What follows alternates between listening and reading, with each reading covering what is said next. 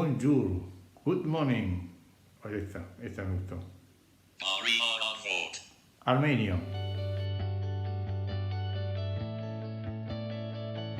Bueno, hoy vamos a empezar un tema nuevo. ¿Cuál? Vimos cómo era la diferencia potencial eléctrico vinculada a un campo eléctrico uniforme.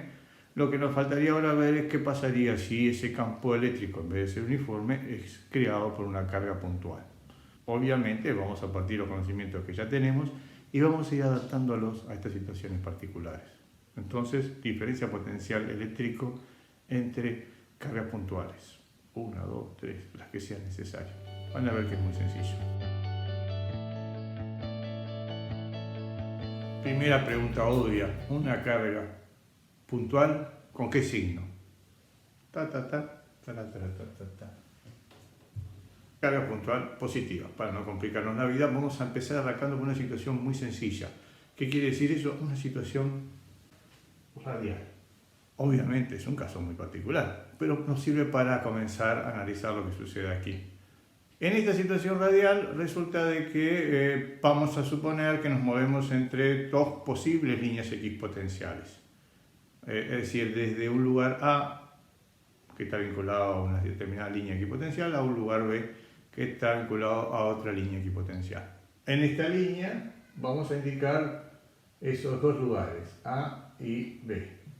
Obviamente podemos suponer de que partimos de A y llegamos a B, o partimos de B y llegamos a A. Por deformación mental, la más sencilla es... Tenemos el desplazamiento, no hay ningún inconveniente. De aquí hasta aquí es la posición inicial, de aquí hasta aquí es la posición final. ¿Actúa sobre esos lugares un campo eléctrico? Obviamente sí, dado que la carga es positiva, dado que es una carga puntual va a ser radial. Por el hecho de ser positiva, entonces tiene que ser un campo eléctrico saliente. Esto quiere decir de que el campo eléctrico aquí podría ser acá, de esta forma, y el campo eléctrico aquí podría ser así. ¿Por qué no son iguales los campos eléctricos? Porque esta distancia es más grande, entonces el campo eléctrico es más chico. ¿De acuerdo? Esto es una diferencia con respecto a la situación que vimos antes. El campo eléctrico no es uniforme. Lo vamos a escribir acá el nombre.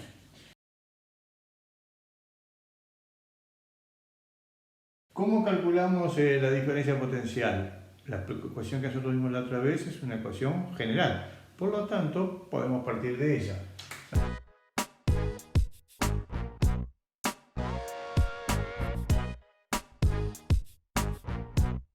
¿Beta lo sabemos? Sí, en este caso beta es igual a 0 grados, por lo tanto coseno de beta es igual a 1. ¿El desplazamiento lo sabemos? No, pero fíjese en una cosa, coincide con lo que nosotros llamamos positivo. O sea que podríamos escribir, por ejemplo, siguiendo el clásico de lo que vimos la otra vez, RB menos RA. ¿Cuál es el gran problema? El gran problema donde tenemos que poner el ojo es en el campo eléctrico. ¿Por qué? Porque el campo eléctrico es variable. ¿Cómo se calcula el campo eléctrico creado por una carga puntual?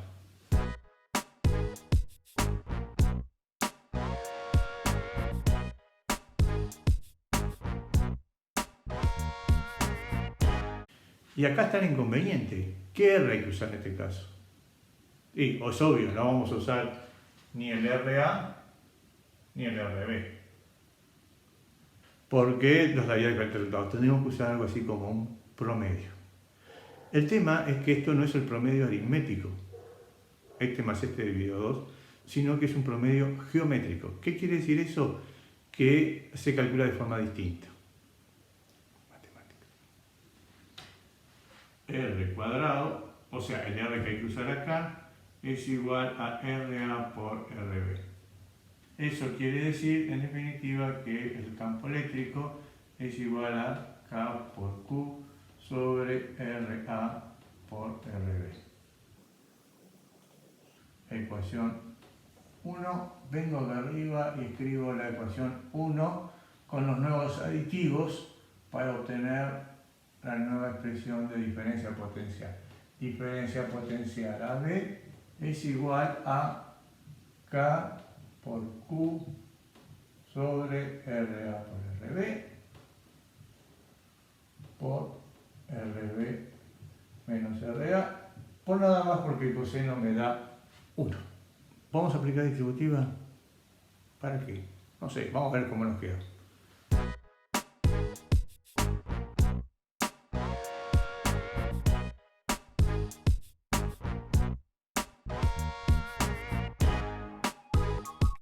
Ya se dieron cuenta, ¿no? Sí, obviamente.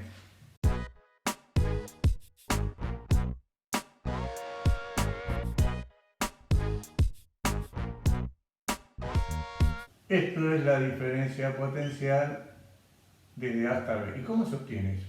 Es el potencial A menos el potencial B. Vamos a simplificarlo un poco.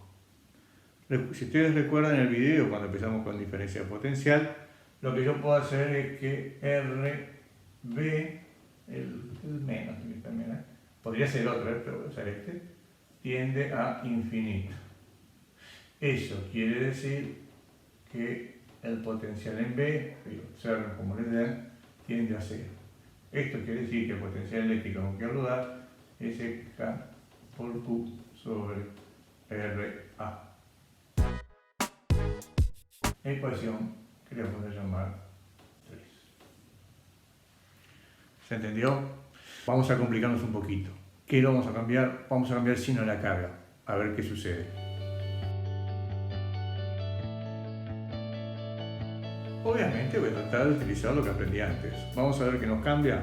Despacio. La carga es negativa, carga negativa. El desplazamiento va a seguir siendo de hasta B. ¿Está bien el campo eléctrico? No. El campo eléctrico tiene que ser con sentido entrante, o sea que tiene esta forma, dirección radial, y obviamente el que está más cerca es el más grande. En este caso, este es el campo eléctrico A, y este es el campo eléctrico B. Por lo tanto, al poner la carga negativa, lo único que cambió por ahora es el sentido del campo eléctrico. Vamos a la ecuación. Ecuación sigue siendo parte de esta ecuación. El ángulo beta ya no es 0, sino que el ángulo beta es 180 grados y el coseno me da menos 1. Esto sigue siendo todo hacia la derecha, así que lo puedo seguir calculando de esta forma. El módulo del campo eléctrico sigue siendo así, el promedio geométrico de esta forma. Esto no cambia si la carga es negativa o positiva, fíjense que ese valor absoluto. La diferencia, lo voy a escribir con otro color que no sea, lo voy a escribir con el rosadito, es que acá le voy a poner un menos 1 por este. Y todo esto queda por menos 1, o sea que acá queda menos y acá queda más. Y esto queda menos y esto queda más. Y esto en definitiva queda menos. ¿Se entendió? Lo único que cambia entonces, si la carga es negativa, hay que poner un signo de menos. Vamos a buscar si encontramos una ecuación general. Eso sería bárbaro. Bueno, tenemos estas dos ecuaciones. ¿Cómo lo puedo generalizar, si es posible? Veamos, si la carga es positiva, lo escribo así o lo escribo sin barra, es lo mismo. Si la carga es positiva, escribir esto o escribir esto es lo mismo. Por lo tanto,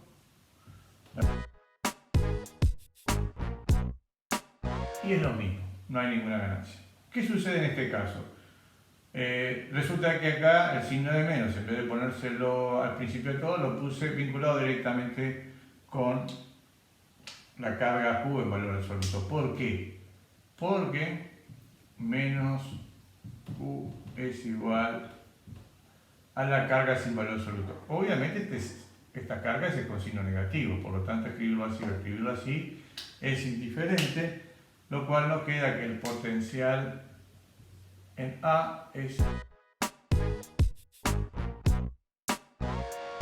Ojo, cuando yo lo escribo sin barras, sí, fíjense que es una ecuación parecida, tiene cierto parecido con la definición de diferencia potencial eléctrico. Primer detalle entonces, tenemos definición de diferencia de potencial, trabajo eléctrico sobre Q.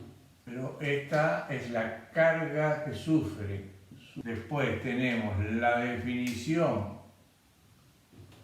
de diferencia potencial, campo eléctrico uniforme, y después tenemos el potencial eléctrico para un campo eléctrico creado por carga puntual. Esta es la carga creadora.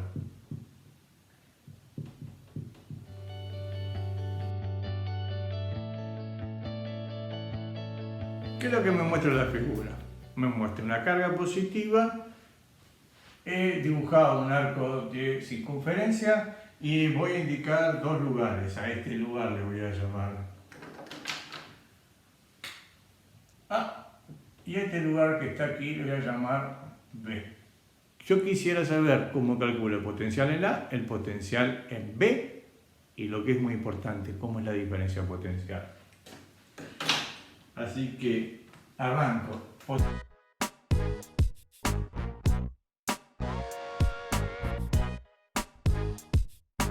¿Qué pasa con la diferencia potencial a B? Va a ser el potencial de A menos el potencial en B. O sea que sería este menos este. Casos iguales, la carga es igual, y a radio A y a radio B, dado que RA es igual a RB, esta diferencia potencial es igual a C. Lo cual obviamente está unido al hecho que el potencial en A es igual al potencial en B, o sea que si estamos a igual radio, nos estamos moviendo sobre el mismo potencial y eso define una línea equipotencial. A ver si queda claro, esta línea roja, que es la circunferencia, es una línea equipotencial. Si lo quiero ver en 3D, en vez de ser una línea, es una esfera. ¿Qué pasa si la carga es negativa? Nada. La superficie equipotencial sigue siendo igual. Si la carga es positiva, este potencial A y B es positivo, y si la carga es negativa, el potencial es negativo. Nos complicamos un poquito más. Vamos a suponer que no nos movemos sobre una superficie equipotencial, nos movemos en otro lugar. Por ejemplo, estamos yendo desde A hasta B y estamos yendo de esta forma. Esta es la trayectoria imaginaria, obviamente, que seguimos para ir de A hasta B. Es muy complicado.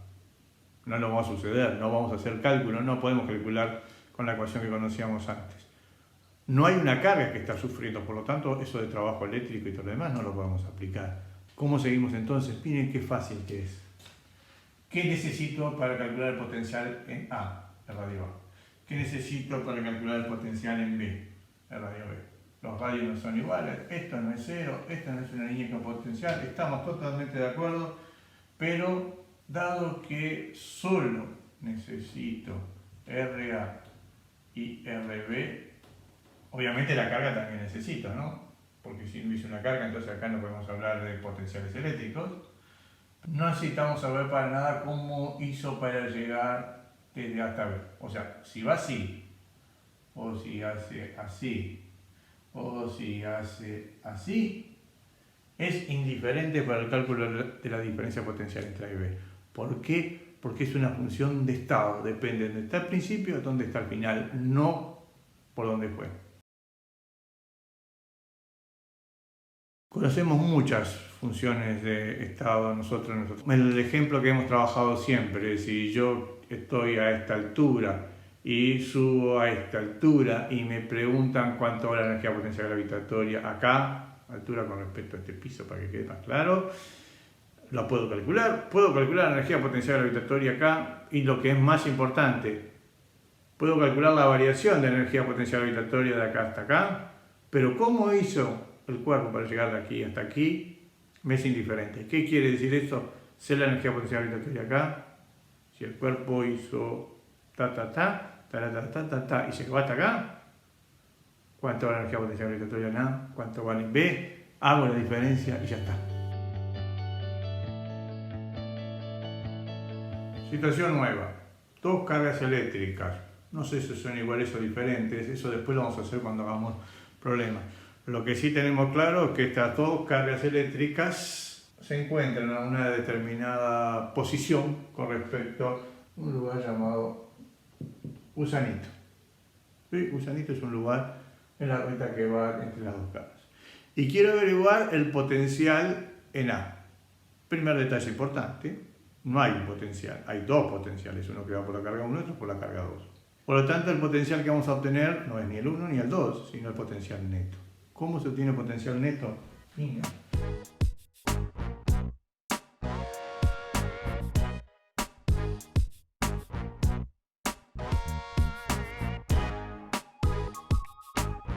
¿Cómo podemos averiguarlo? Bueno, el potencial neto gusanito, en definitiva, es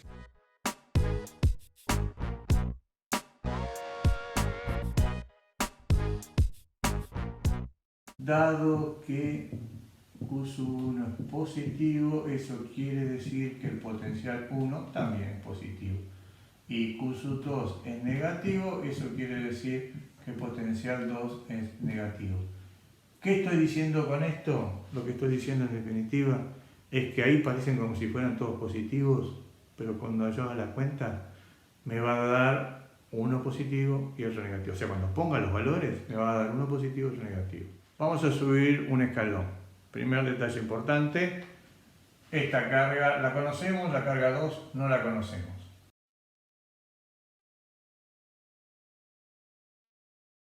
Segunda información que me dicen es que hay un lugar llamado A que está a mitad de camino entre 1 y 2.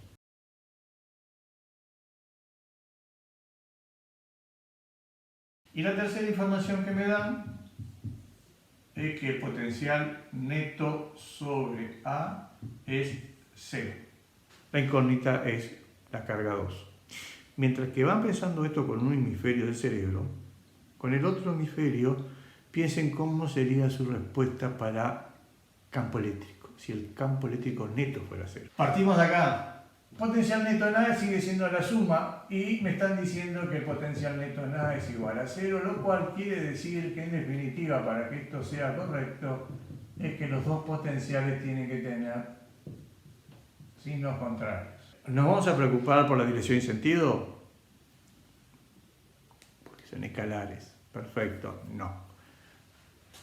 Escribo la ecuación.